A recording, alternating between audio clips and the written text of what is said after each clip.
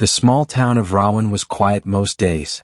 Rows of brick houses lined the cobbled streets, each with a garden out front and a clothesline hanging in the back. Among them, in the oldest house on the block, lived an elderly woman named Amma Rashida. Amma Rashida was known for her quiet nature, her warm cup of tea always offered to a guest, and her one faithful companion, a white cat named Minu. Minu had been with Amma for 7 years. The cat wasn't just a pet. She was family. Amma talked to her like she would to a daughter.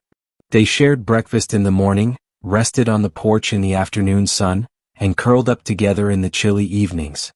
Minu was her only company, her shadow in an otherwise lonely house. Every morning, Minu would jump on the windowsill, pawing the curtain until Amma laughed and opened it.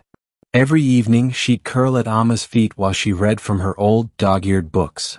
For Amma, Minu was a living memory, a breath of warmth in a home that had once echoed with many voices, now silent.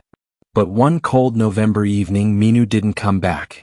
Amma had let her out for a short walk in the backyard like always.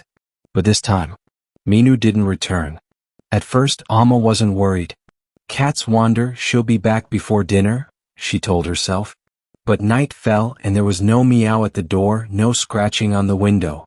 She called out softly, shaking a small tin of dried fish that Minu loved. Nothing. By morning, she was searching the alleyways, her old shawl tightly wrapped around her, her eyes scanning every shadow. Minu, she called. Baby, where are you? Days passed. Neighbors saw the change. The curtains that always swayed open stayed closed. Amma's smile, once faint but present, faded altogether. She sat by the window now, the fish tin untouched on the table. Her eyes stared outside, empty and distant. Winter crept in. Frost gathered at the corners of the panes. Rain lashed against the roof. And still, no Minu. Many whispered that the old cat had passed somewhere out of sight, like animals sometimes do. Others thought she might have been taken by wild dogs or gotten lost in the town outskirts. Amma never accepted any of it. She simply waited. And then, nearly 40 days later, on a stormy night, a soft scratching noise stirred her from her chair. It was faint, barely there, but Amma heard it. Cuck-cuck. A claw brushing lightly against the wooden door. Her heart jumped. She rose with sudden energy, faster than she had in weeks. She unlocked the door, hands trembling. And there, on the wet doorstep, was Minu. Soaked, muddy, limping slightly with a faint wound near her tail, but alive. And nestled against her wet belly, trembling under the shawl of her body, was a tiny kitten. Minu looked up with tired eyes, blinked slowly at Amma and let out a soft, broken meow.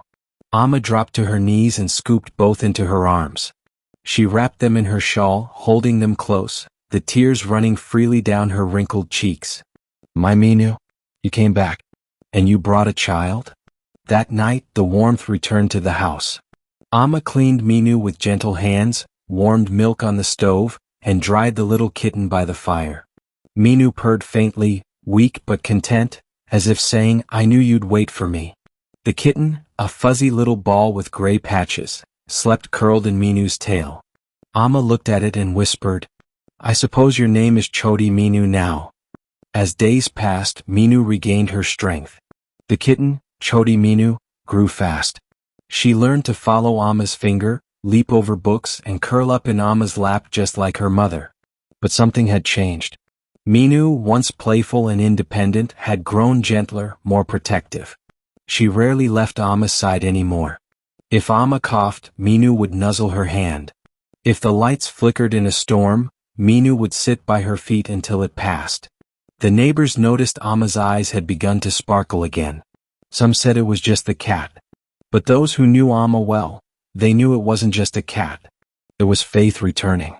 It was a quiet promise fulfilled. One curious little neighbor, a schoolgirl named Sana, once asked Amma, where did Minu go for all those days? Amma smiled, stroking Minu's fur.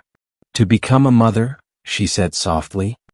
And to prove that love always finds its way home. Years later, the story of Minu was told and retold in the neighborhood. Kids grew up hearing about the cat that returned.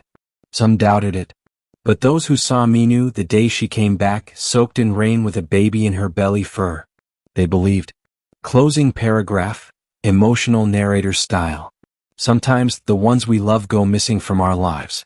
Days feel empty, hope fades, and the world seems silent. But if love is real, truly real, it finds a way back. Just like Minu did. Not just to return, but to bring new life and remind us that no goodbye is final. Only delayed.